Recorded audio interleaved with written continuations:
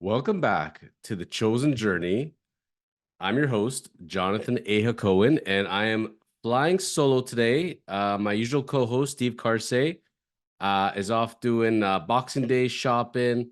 He's getting ready for New Year's, and of course, helping the Angels getting ready for the 2024 season. As Steve Carsey is now the bullpen coach for the Los Angeles Angels, and kudos to Steve. Congratulations. In honor of Steve, I'm wearing his jersey today, back from the Brewers coaching days. I feel like I'm in something like from Honey, I Shrunk the Kids. Like, geez, Steve, man, like I'm not 6'4". This is massive.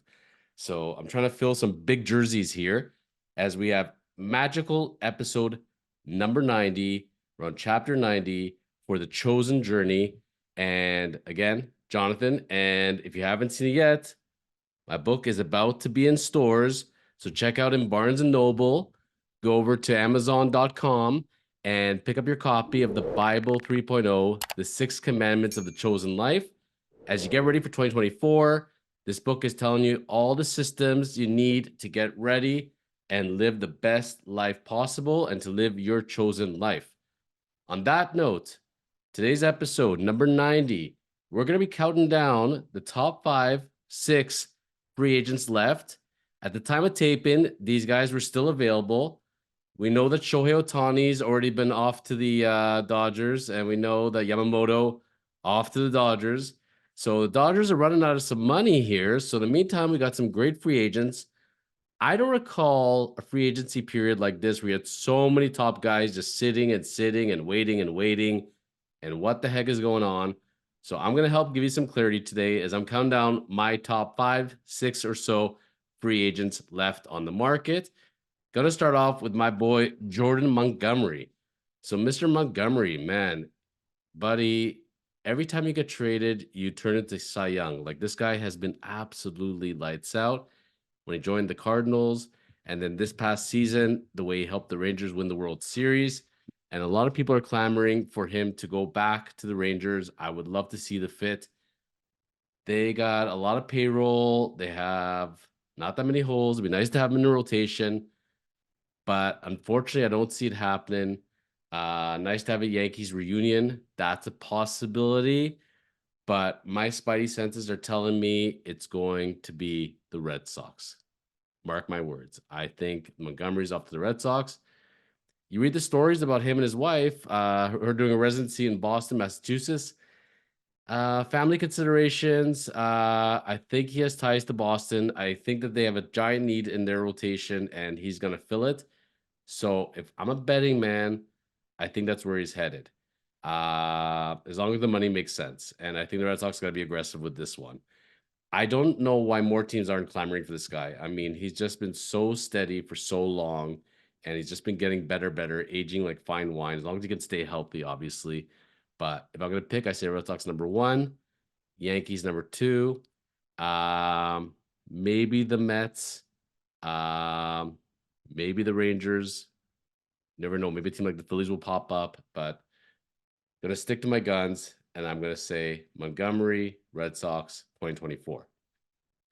Next, one of the biggest fishes in the sea, and that is the one, the only Josh Hader. Okay. Mr. Carsey got to coach him in the bullpen with the Brewers and obviously got traded to the Padres, had a stellar season this past year. And is he going to break the Edwin Diaz contract? Everybody is saying yes. I agree with the way the money's flowing right now. I am definitely seeing Hader getting the biggest contract ever for a reliever. So you're going to say Jonathan A. Hacohen. If you had to predict, where is Josh Hader headed? Logically, I'm seeing 2 spots. I'm seeing the Rangers, and I could see how it could be the Phillies. Both are very strong teams. Both just need that little bit to get over the hump. I don't think the Dodgers can just keep giving these contracts out like it never ends.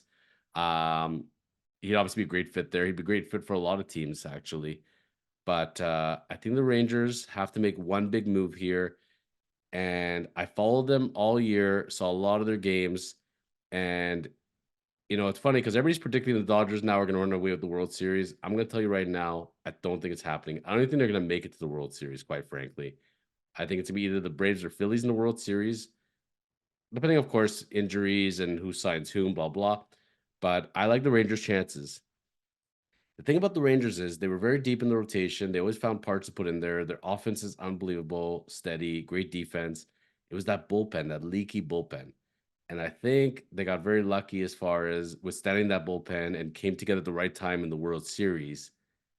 But if I'm predicting what they want to do now, I think that it's enough pressure. They won the World Series. They want to repeat. Can't do that with the same bullpen. Can't keep trotting those same guys out. Some guys are going to be leaving, obviously, but they need a fixture in the ninth inning. It's going to be Josh Hader to the Rangers. Mark that in. That's where I see it going. Otherwise, maybe Phillies, maybe even Dodgers. Orioles obviously not going to do it. Jays are not going to do it. Yankees, I don't see him going to the Yankees or want to go to the Yankees. I think he wants to win it all. He wants to go to a team that's like right on the cusp there. So mark it down. Hater to the Rangers. I flip flopped on this one here. So this guy, I was going to put it down that he's going to return to his team, and it's Matt Chapman. Matt Chapman's a funny guy, living in Toronto, Ontario, Canada, and watching him as much as I did. The guy's a Hoover. I mean, he's just so steady at the hot corner. And his bat, except for one really outstanding month, Matt Chapman wasn't that fantastic. I'm sorry to say this, Matt. I'm sorry, buddy. But you were very consistent to plate this year and you get streaky. But considering the third base options out there, still think you're outstanding. I thought the Jays are going to want to do a reunion here. I want to feel it, but I'm going to turn around this one. Chapman to the Yankees. I think that they need some more bats. I think LeMahieu, they're going to move him around a little bit. I think they want the steadiness of Chapman. I see the fit there. I think the Jays are going to go in a different direction here, and that's why. Because eventually, I think Bichette's going to move over to third base for the Jays. In the meantime, Chapman to the Yankees, interesting fit. I know a lot of teams are going to be looking for him, and it's kind of like musical chairs. Free agency is a funny thing, right? Round and round they go, and nobody's going to be left without a chair. So you don't want to be left without a big contract and with teams that can give it to you. Yankees need more. They got Soto. They need to show that they could do more. I think Chapman will be the fit for there. The next three free agents, it's funny. I think they're all headed to the same team. And I'll tell you why. So we all know what happened with Ohtani, and I bought into it. You know what? I had my sources too. I actually thought Ohtani was headed to the Jays. I don't know why I thought this. I should have been slapped on the side of the head here because it should have been it's so obvious it was the Dodgers. I mean, guy loves Los Angeles.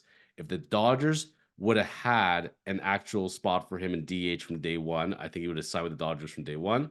Went to the Angels because he got that spot, that DH spot, plus he could pitch. But with contention and wanting to live out there, it was obviously going to be Dodgers. But I really started feeling this whole thing with Ohtani. The Rogers had the money for him. They were going to build the whole team around him, capture the agent market. It was going to be a great opportunity for them. So with Ohtani not coming in, the Jays have a lot to do. I mean, they were selling out or close to sellouts for a lot of the season. They've been doing a lot of renovations to their home park. They're so close in contention, but they keep bowing out early in the playoffs. They need more. And rotation's fairly steady, bullpen's very steady. It's the bats. Okay. Could they use a Moreno and a Gurriel? Absolutely. Could they use a Hernandez? Absolutely. But they traded all those guys. They thought we're gonna go with Saul D here. We're gonna have Kiermaier. We're gonna have Varsho, and it did not turn out so great for them because the bats went cold. So I think they're taking the top free agent bat left and Cody Bellinger off to the Jays. They're going to pay him at the end of the day the 200 million or whatever it is. They have the relationship with Boris. They already signed Ryu before, so there is a history. They were interested in him before he went to the Cubs. I think the Cubs are hesitant to give him that kind of money, given his, he was one of the best players in the world. Then he kind of fell off. Then he came back. You look at his stats line, he's still a little scary out there. Like we all suspect, is he gonna center kind of in the middle there?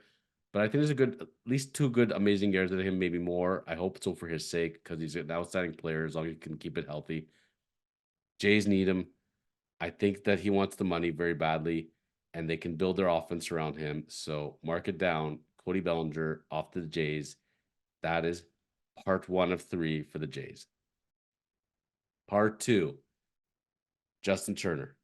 That's my next guy. So, I told you that they really want to sign Chapman, and I thought the reunion is going to happen.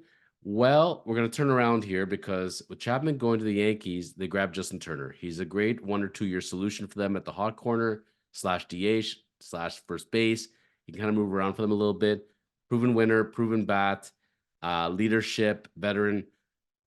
This is what they need to kind of set into themselves. They want to get over the hump. The guy's been successful in the playoffs.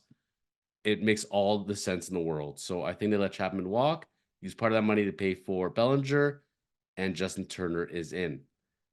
Now, last one, I still think Votto is making it to the Jays. I really do. But if Votto's not making it to the Jays, and let's assume that they can't get Rhys Hoskins, because I think Hoskins is off to the Cubs.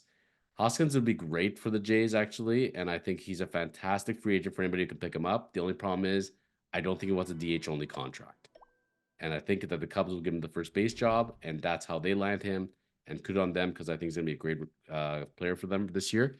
But if the Jays cannot land Hoskins because they can't find him a spot, and let's assume that Votto either retires or they can't find the fit either, I think they're going to go a step above. I think it's JD Martinez. I can see this as their number 3 free agent.